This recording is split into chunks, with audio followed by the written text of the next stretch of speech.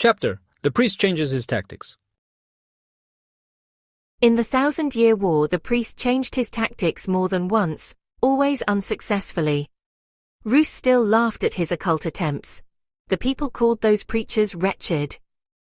At the time, occultism, not physically crippling, was considered wretched. People in Rus felt sorry for the wretched preachers, fed them and gave them shelter, but did not take their words seriously. 400 centuries later, the priest realized he could gain victory over a Vedian country. He determined precisely where Vedism's unusual strength lay. Vedism was rooted firmly in divine culture. The way of life was divine for each person. Each family created a dimension of love on its homestead, and felt the wholeness of nature. In other words, everything God created. In Vedism, people basically spoke with God through nature. They did not worship Him, they tried to understand God and love Him, as sons and daughters love their good parents. The priest created a plan capable of interrupting the dialogue with the divine. For this, people had to be separated from their homesteads, from their divine gardens, their joint creation with God. The entire territory where Veds lived had been broken up into states, and their culture destroyed. Other preachers went to Rus. Their actions were different. Now they tried to seek out people in whom self-esteem, pride, predominated ever so slightly over their other emotional energies. Finding such a person, they tried to develop the pride in him. And that is what they did. Imagine, a group of noble-looking old men comes into a home where a family is living happily, but they make no attempt as before to preach or teach them how to live. On the contrary, they suddenly bow to the head of the family, offer up unusual gifts, and say, "We have climbed up to a high mountain in a country far away. There's no mountain higher in all the earth. When we stood at the top, which is higher than the clouds, a voice announced itself to us from the heavens. It said that you are wiser than anyone else on earth. You alone have been chosen, and it would be an honor for us to worship you, offer you gifts, and listen to your wise words." If they saw someone had fallen for their trap, they continued their cunning speech. "You must make all people happy. That is what the voice on the mountain told us. You should not spend your precious time on other actions.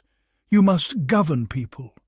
You alone are charged with deciding everything for them, and here is your heavenly headdress." At this, a headdress decorated with jewels was offered up to the man as the greatest treasure.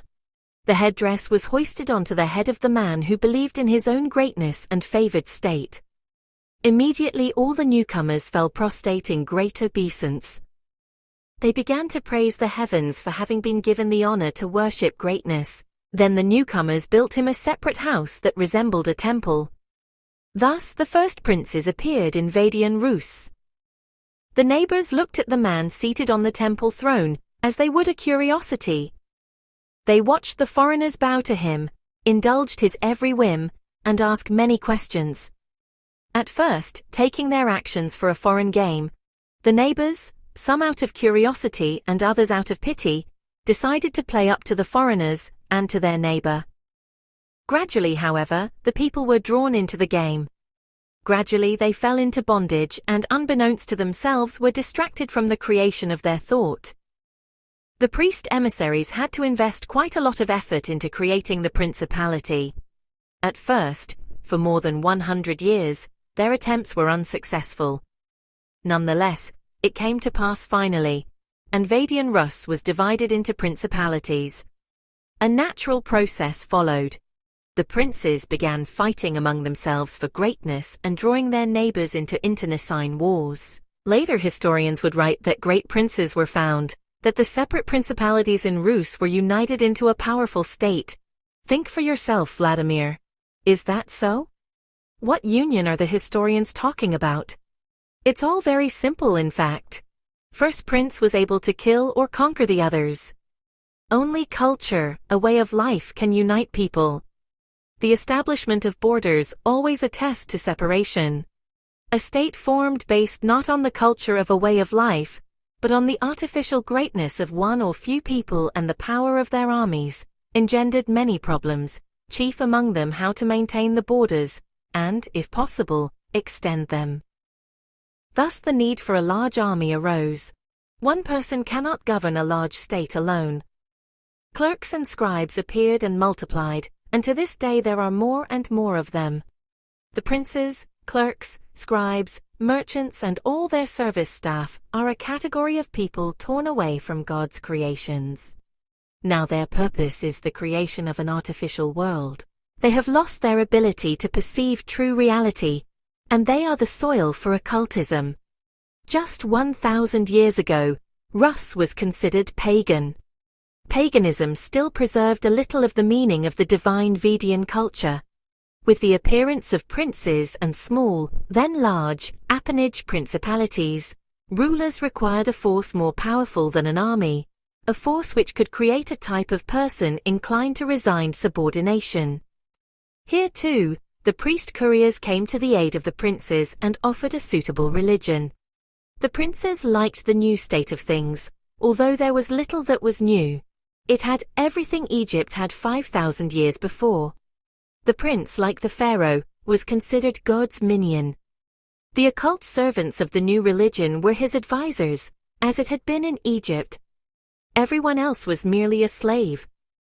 It was not easy to inculcate something like this in the minds of free people, whose memories still retained the holidays of the Vedian culture. Once again the priest came to the prince's aid. His soldiers began spreading a false rumor about how human sacrifice to God was being practiced more and more often among the pagans. They claimed that the pagans offered up as sacrifices to their gods, not only various animals, but also beautiful young girls, young men, and sometimes even small children. The slander has survived down to the present day. It angered the pagan people more and more. Here, a new religion strictly banning sacrifice was proposed to the people. It spoke of equality and brotherhood, with the exception of the princes, of course. Thus, gradually, the new religion was introduced in pagan Rus. Later, one of the ruling princes proclaimed Christianity as the sole true religion and banned all the others. Now let each person whose ancestors, whose mothers and fathers, were pagans just 1,000 years ago, ask himself whether animals or men were in fact offered up by the pagans to please their gods. The true essence of what is going on will arise before each person to himself, with his own logic, can reason for at least 9 minutes. And you, Vladimir, you yourself can see the truth by calling on your own logic for discovering the truth. I will help you a little. First, ask yourself a logical question.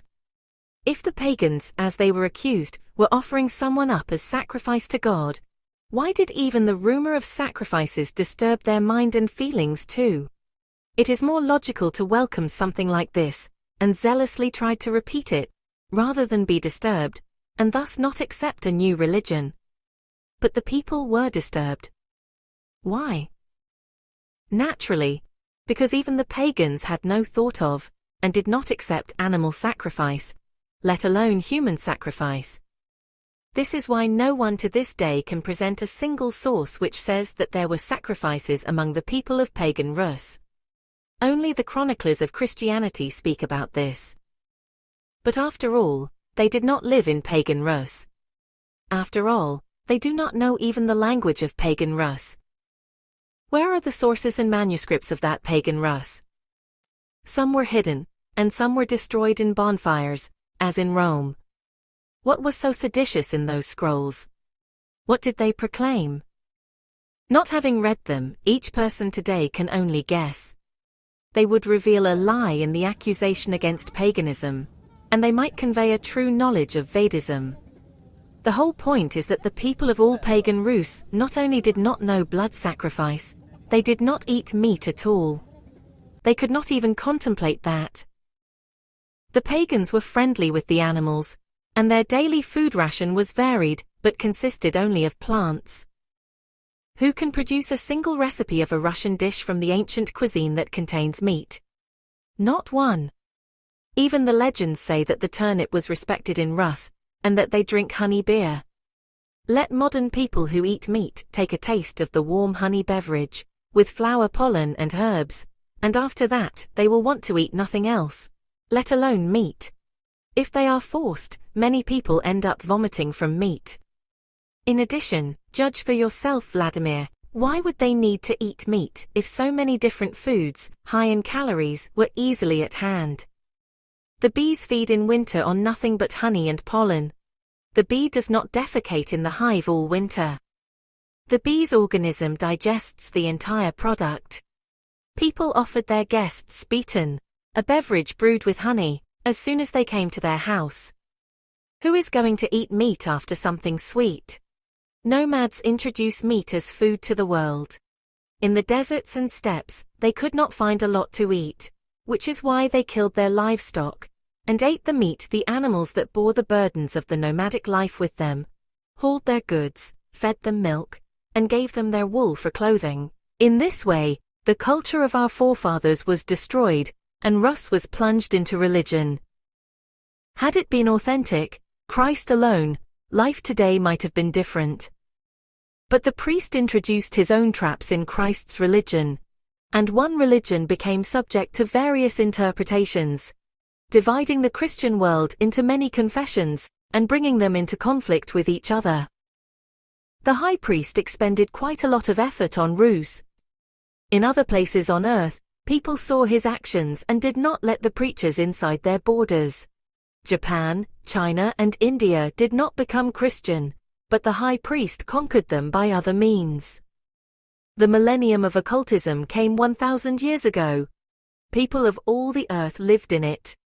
And they are living in it to this day. End of chapter. Join us for the next segment of the family book, Book 6 of the Ringing Cedar series, Occultism.